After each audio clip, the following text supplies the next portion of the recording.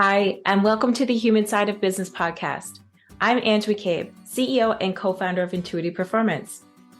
I'm a performance coach, HR professional, whole person leadership facilitator, and your host.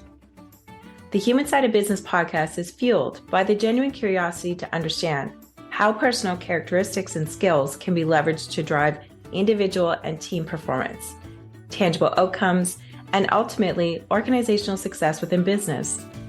Each podcast is devoted to sharing knowledge, expanding our learning edges, and exploring the trends in corporate culture towards growing the emotional intelligence of organizations. I'm so glad you're here. Hi, and a warm welcome to the Elevate Business podcast. Both myself, Ange MacCabe, and Scott Russ are your hosts. We have the pleasure of introducing you to Slater Victoroff, who is the founder and CTO of Indico, an enterprise AI solution for unstructured content that emphasizes document understanding that has recently announced a $22 million Series B raise. Slater has been building machine learning solutions for startups, governments, and Fortune 100 companies for the past 7 years and is a frequent speaker at AI conferences. Welcome, Slater. Perfect. One of the things I was just going to say is something that I think is becoming really, really important. And salaries, obviously that's going to be the first thing that everyone sees. And obviously, that's important, and salaries are obviously going up. But it's so not enough today. Right. I think one place where companies are really trying to compensate with money where it's not working is on their ethical policies, frankly, right? I think a lot of people still have this notion that, they can hire an employee and they don't really have to think about what the business is doing in a broader context, and they'll, be satisfied with this siloed role. Right. And people just aren't okay with that anymore. Right? No. And I think that companies that still continue to try to adopt that notion, right, they're going to be left with, the absolute worst tatters of talent that are left when everyone else is out there offering these, highly ethical, very holistic experiences that actually make people feel good every day. Right? Exactly. It's not just about the job anymore. It's it's a person behind the job that we need to look at and put that lens on primarily. And I mean, Intuity leans into that notion each and every day because it's really about understanding how my role impacts my department and how that ties into the overall company or organization. And I feel that tech kind of has an edge on this organically. Systematically from an HR perspective, it's a bit different. It's different to operate in the tech space, and that's okay. But tech companies that have the ability to retain their talent, they're doing a wonderful job at just that, in the sense of looking at project teams and being able to really systematically identify the individuals that fit within their organization and making sure that's a two-way street. And, the CEOs in those tech firms, I have a lot of respect for, because they're just simply having conversations with their team members and understanding who they are, what they enjoy. Do they have a cat or dog? How much do they hate the pandemic? You got to go rock climbing with people, right? Right. I like where you're going too. Yeah. I mean, it used to be something that I used to do a lot more at the office. It's gotten a little bit harder, and it's changed a lot in this remote world, right? But I used to bake, right? I used to bring in, homemade chocolates and homemade cookies and stuff like that to the office to show the engineering team, I care, I give a shit. Right. Yeah. And I think that, you're probably right that tech is a little bit further, on the cutting edge of the curve in terms of actually setting up these interdisciplinary teams, right, and helping people work in this more holistic way. I still think that, I don't know, I'm still unsatisfied with where we are, frankly. Fair. I think that, we're trying to really, be a leader here, Indico. I think that one structural, but even then, we're doing stuff that makes me a little scared and nervous, right? And I think that we ought to. But so here's the kind of experiment that we're doing now that I think is really indicative of a new way of working in the future. Okay. R&D, right? It means a lot of things to a lot of different people. And at Indico, we do really complicated stuff, right? We have an honest to goodness bleeding edge ML team, doing Google and Facebook kind of stuff, right? And the question becomes, how do you have R&D function within your organization? Right. And, traditionally, it's exactly this kind of siloed thing of, we'd go out and hire a bunch of ML PhDs and we'd put them in the corner and we'd sort of say, produce value, and we'd shout at them until they did, right? And I think that we've taken some steps beyond that at Indico. Like, we have a little bit more of an interdisciplinary team, but we're actually saying, okay, we're going to take a step further. Two things. So number one, R&D is the macro piece, but we're going to have two equal groups: user experience and machine learning. Right? So already pretty radical, right? Number two, R&D, there is an R&D department, right? And there's project managers on both those sides as well. But actually, R&D is a function more than it is a department. So the idea is that you're spinning up almost these project-specific task forces, and then that project manager and the quarterbacking of, whether it's a UX R&D project or an ML R&D project, they're figuring out, okay, what resources across the organization, like, do we need a back-end engineer and a front-end engineer to, actually figure out how to build this thing? Right. And then it turns into this awesome kind of virtuous cycle where then you go around to the rest and you're like, hey, is there a front-end engineer that is maybe a little bit burnt out and really wants to learn this particular kind of work? Well, great. Match made in heaven. From their perspective, they're basically doing a rotation on R&D for a few months. And then you've got this wonderful thing where you no longer have the problem. I think this is always the issue with R&D, right? You do all this great stuff. How do you get it in production, right? There's this really big gap, but this sort of solves it because you have this one cohesive sort of like vertically integrated team that is prototyping it, getting support for it. And then once they've proven that this thing is going to work, they can actually take it to production, right? So, that's an example. And this is, a kind of brand new thing for us at Indico to kind of operate in this way, right? But I think this is exactly the kind of thing that companies are going to have to start experimenting with if they really want to make a more engaging work experience for their employees. It's not the stereotypical boxes of jobs and departments, but rather identifying what projects and tasks need to be done and aligning with skill sets and availability, I think is what I'm hearing. And making clear that as much as people love to build expertise, they love variety and variability as well. Right. How can you build those opportunities into the org structure itself almost, right? That let people, learn new things and advance their careers, because unfortunately, the usual stand-in for professional development, which is, give everyone a conference benefit, it just doesn't really work anymore. Right. There's not, conferences aren't happening, right? They're not as engaging as they used to be. And I don't really know when that is coming back. So I think, companies really need to step up and start saying, okay, what are we going to be doing internally to make sure that we still have those professional development opportunities that have kind of fallen away in the pandemic? I'm getting really excited about this. And the conservative person in me is curious. So understanding that, from a skills job match perspective, right? So staffing essentially, there's going to be some swinging parts there. How do you ensure, as a CEO or as a key stakeholder, that you don't have gaps there in ensuring that there's mentorship or cross-training or cross-divisional opportunities for your team members? Oh, that is tough, right? And I think that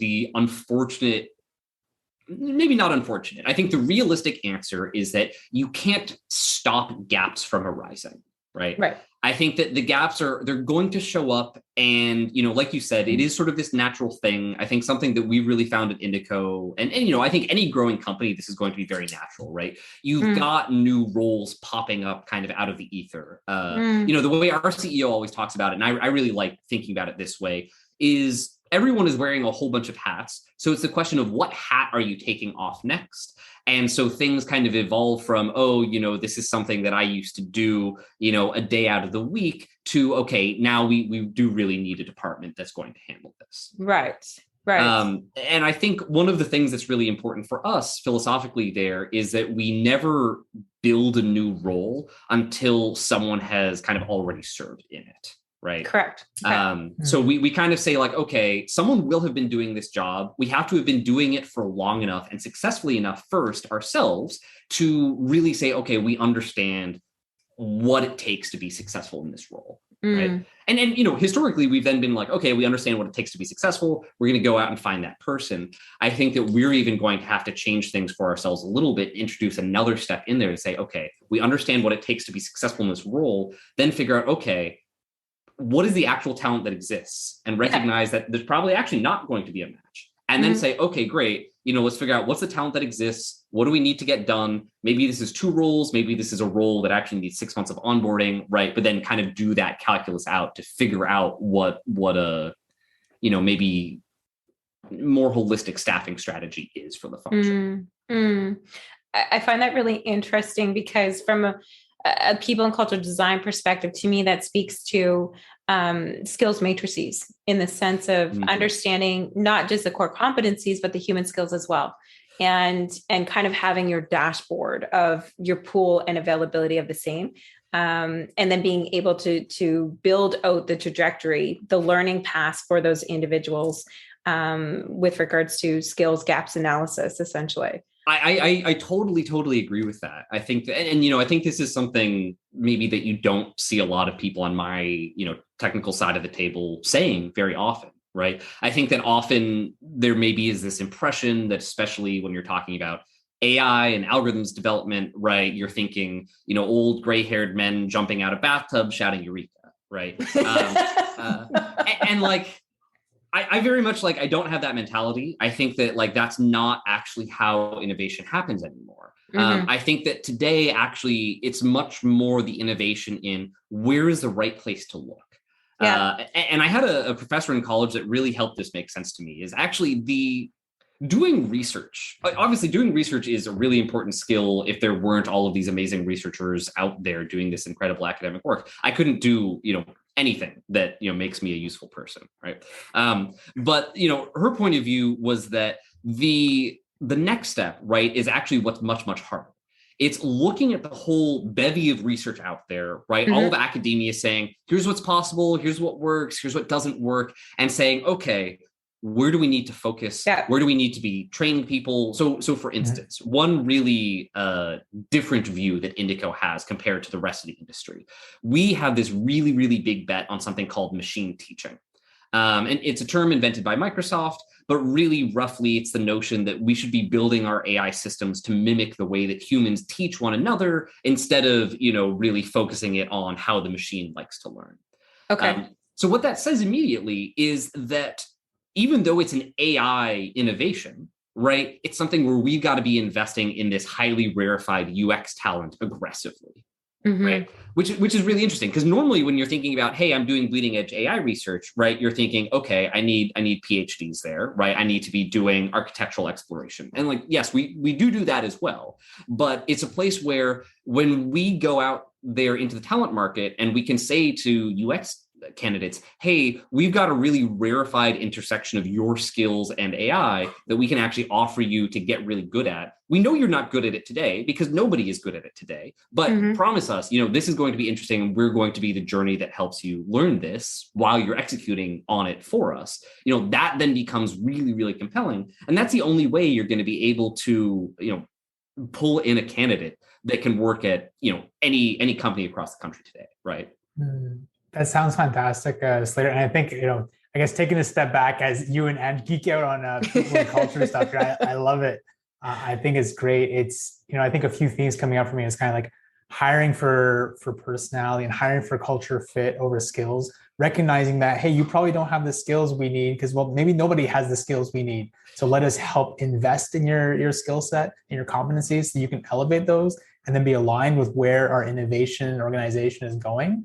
And on the flip side, well, one, they feel invested in, and they also get to work on various projects. They're not stuck in a box and saying, well, this is what you need to do. You got to do this for 2 or 3 years, and then you'll likely find a job elsewhere. It's rather saying, hey, we have multiple jobs for you within the same organization that once you get bored or once you, get burnt out, as you mentioned, in a certain role, well, you can actually change roles and find something else that lights you up and that can help, again, elevate your skill set. Absolutely. And I think something that organizations I really want to see buying into more is this growth mentality, right? Is this cultural mentality? And I think that, look, it is a fine line, right? And I'll be the first to say, these are messy waters for sure, right? Because I think people can use culture as a shorthand for a whole host of things, right? Yes. And they can just say oh, well, their personality matches because they look like I look. Right. I think that's a classic way that this can kind of go sideways. The way that we have really embraced that, because, we agree with that really, really fervently. But to us, what was then important was detailing what do we mean by a culture fit? and making this like very loud and proud, like these are our core values, this is our mission, this is our vision. And even today, when we're 80-person company or whatever, and growing pretty aggressively, I'm still on the phone with a lot of these candidates in first and second calls, just explaining, here's who Indico is, here's what we stand for, because it's so important to get that messaging up front. And I think the other thing that people don't realize is if your cultural messaging is all, motherhood and apple pie, right? Generically good stuff. Like, we believe in being good at what we do and not doing bad stuff, right? Like, that doesn't actually count, right? If you're not helping as many people understand that this is not the right company for them as it is the right company for them, then you haven't really built out effective values. Things for us, for instance, for us, everything really centers around this notion that at Indico, you are doing new stuff, right? Mm-hmm. We operate constantly on the bleeding edge of technology. And that means that the only constant for us is that whatever we're doing before, we can be certain that no one has ever done it before. And critically, that means nobody knows how to do it the right way. And so what I always say is that the most important thing for us at Indico is that for me as the CTO, right, I have to be able to get up in front of the whole company, start giving some pitch, and any engineer on the backend team needs to feel comfortable, raising their hand, interrupting me in front of everyone and saying, no, Slater, like, you're incorrect. You're full of shit. That thing you said was just wrong. Right. And I think that we view that as not even just like a nice to have. My view is actually that unless that we as a leadership team are able to create an environment like that, we will not survive as a company. Yeah. Because that's what risk looks like really in software, right? I think a lot of people, they focus on, I need to make sure that my employees are working hard enough. I need to no. Like, forget all of that, right? You need to make sure that everyone is telling you what they really think, because that's where the risk is. The risk is, the person on the side that like actually happens to be more familiar with this system than anyone else, who doesn't feel comfortable telling the executive team, you're off your rocker, right? There's no way this is going to happen. Leaning into that thought, Slater, how do you go about creating that consistent environment where team members don't have fear to speak their minds? That you asked the great question, right? And I think this is maybe just to highlight, I think maybe a lot of people talk about this and maybe they think about it the wrong way, because they say we have a very honest culture. And they kind of view that as the employee's responsibility to a certain maintain, or they even are like, yeah, we've got an honest culture, which means that like I'm a jackass and I'm going to say bad things in front of someone, right? And I think it's really important to realize that really every aspect of culture, as much as I would love to say it is elsewhere, right? It comes from the top down, right? And unless you can model it for your employees, like there's no way it's going to happen, period, right? And so the way that we model it is I have to be pretty, self-effacing. I have to make it really, really clear. Like, I make mistakes. I am making mistakes. I'll even say to people, hey, I'm about to say something dumb. Here's a dumb thing. Now, please, everyone tear me to shreds. Right. And it, you do it with smile, right? You make clear, like, this is good. This is a part of the process. Right. Yeah. And it's a delicate thing on both sides, right? Because, and it's something that I've had to learn to get really conscious about in my role as a CTO, because that's one piece. And I think that people get that. That's actually the easier side in a lot of ways, right? But I don't think it actually takes hold until they see the other side of it as well, right? Which is that someone has to be able to get criticism, from the CTO, even harsh criticism, and not like freak out, really realize and be able to internalize, oh, hey, like this isn't the end of the world, right? And, really there, what I find is that when I'm interacting with someone sort of the first time, there's two really important moments for me. One is the first time I'm giving critical feedback. Right. Yep. And there it's like I sit it down with them, right? I really go through in a lot of detail. I make, really clear, hey, this is the feedback. And I think really importantly, I don't micromanage it, right? Yep. I give the feedback and might even be harsh, like, hey, this is really bad. Like this whole thing is, 4 times as long as it needs to be, really wordy, and you missed all the important points, right? But saying, obviously in kind of respectful way, but then really importantly, trusting that they know their job well enough that they can take that feedback and run with it. And I don't need to like sit over their shoulder. It's not like, hey, you screwed up, I'm slapping your wrist. It's like, no, like you need feedback. Like I'm your manager. Like this is my goal. So like let's not talk about it. Don't beat yourself up. Just do the next stage and it's going to be so much better. And then the second most important moment is the first time that I let their work go without editing it at all. And I'm always very, very conscious of this, right? Because I can be a little bit of a hard ass only because, we hire the best people, and I believe that it's my responsibility to show every person at Indico that they're smarter than they think they are. Right. And this moment is kind of the watershed, right? It's when you first put out the, document for the first time, right? And you're like, okay, Slater, tear into it, rip it to shreds. I'm like, this is great. Ship it. Right.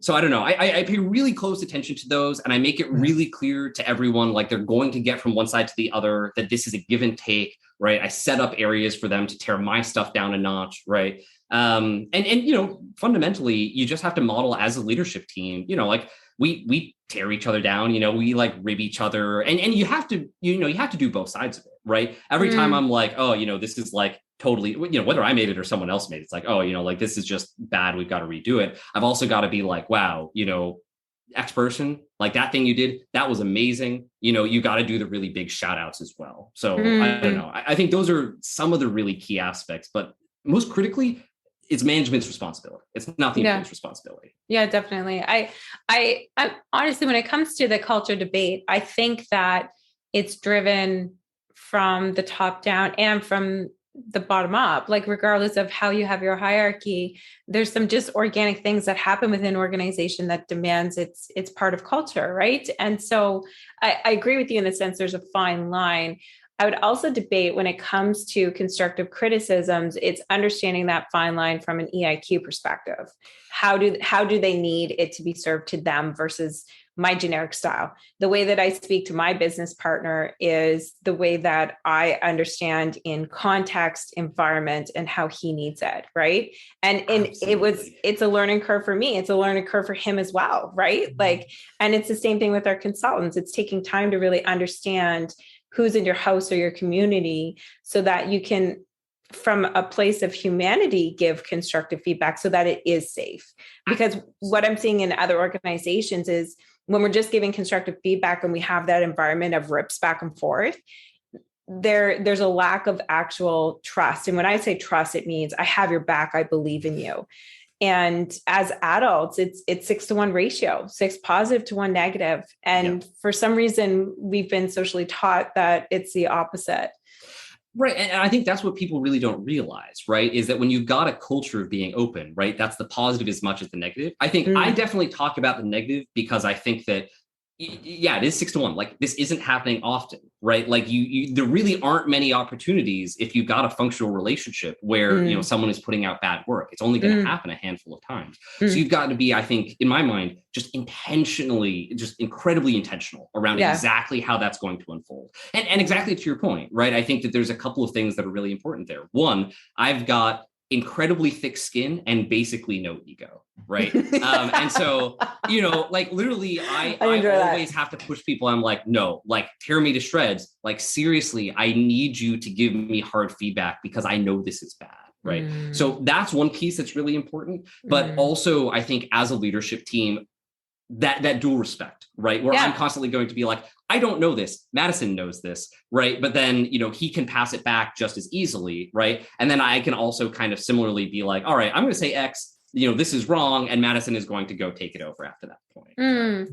And I think it's also interesting to note that, jumping from 30 to 80 headcount and scaling from there, how are you still sustaining that type of open feedback culture?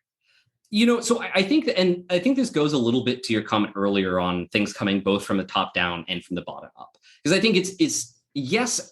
And it's yes and no, I would say, because I guess I don't know that there's like a bottom of the organization, right? But I think one of the things that's really interesting is about the self-sustaining aspect of it, right? Because, as the founders, as the initial hiring team, you are making all of the decisions on who comes on first, right? And, one of the really big things, obviously, that changes when you go from 30 to 80, there's a lot of milestones in there, but one of the most important ones is I don't talk to everyone that goes through an interview anymore, right? Up until 30, I was in every single interview, more or less, right? 30 to 80, I don't know, I'm in like 20% of the interviews now, right? That's a really big shift.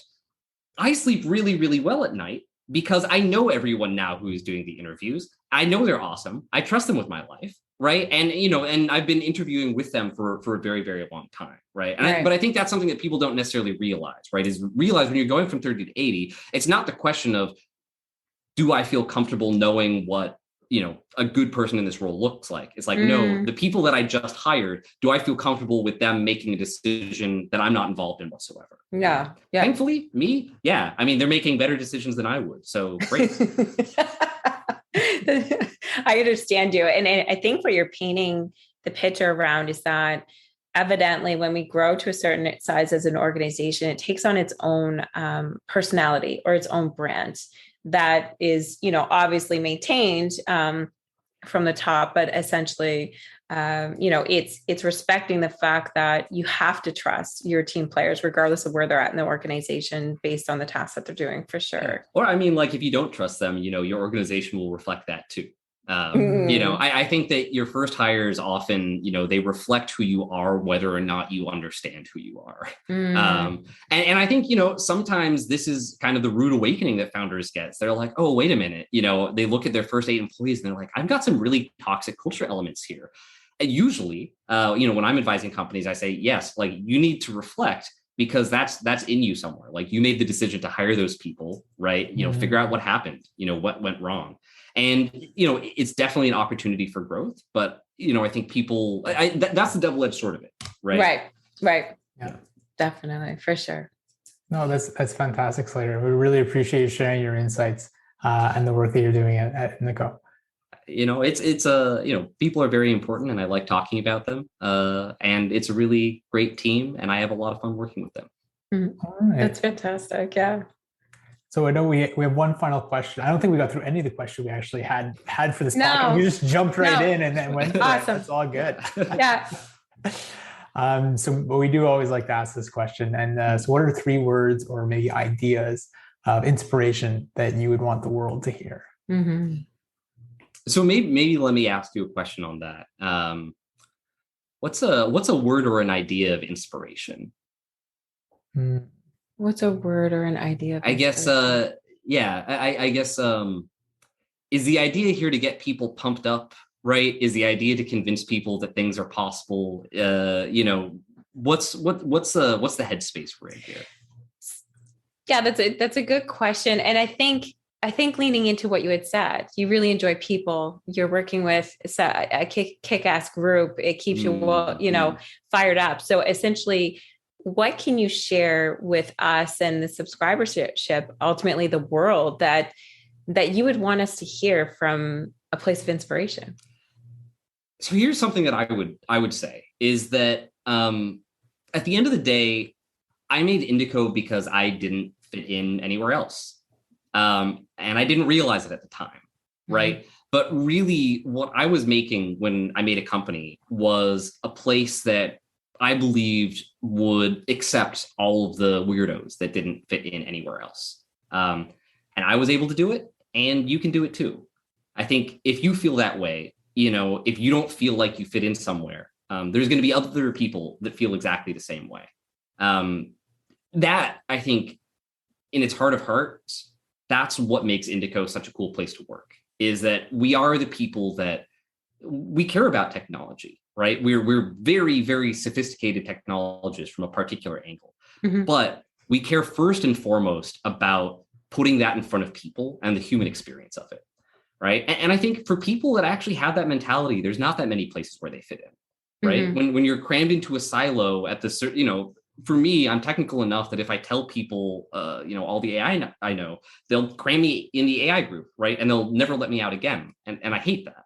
And I think there's a lot of people with that recognition that just, they almost don't want to make it clear how deep of an expertise they have in a particular role because they don't want to be pigeonholed. And indico became a place for those people. I think that's amazing. Slater, we could definitely have multiple conversations from a human design perspective and how we show up in the workplace, for sure. So we appreciate you sharing your entrepreneurial and peopling insights with us and the subscribers. It was a total pleasure. Thanks for having me. I love talking about this stuff. And for those who would like to learn more about Indico, we're going to provide a link to the company's page on the Elevate Business Podcast title page. Take good care. Thanks for listening to the Human Side of Business podcast. I'm glad you could join us. If you enjoyed today's episode and want to stay updated with our latest content, make sure to visit our website. The link can be found in the episode description, where you can subscribe to the podcast, sign up for our newsletter, and learn more about our whole person leadership services. Sounds interesting? Explore the Whole Person Leadership Cohort by Intuitive Performance, a unique program that offers unparalleled support to managers on every step of their leadership journey. Our program features evidence-based assessments, workbooks, group coaching, and interactive learning experiences to help you level up your leadership skills. Reach out today to apply to one of our upcoming cohorts. Until next time, take care and stay curious.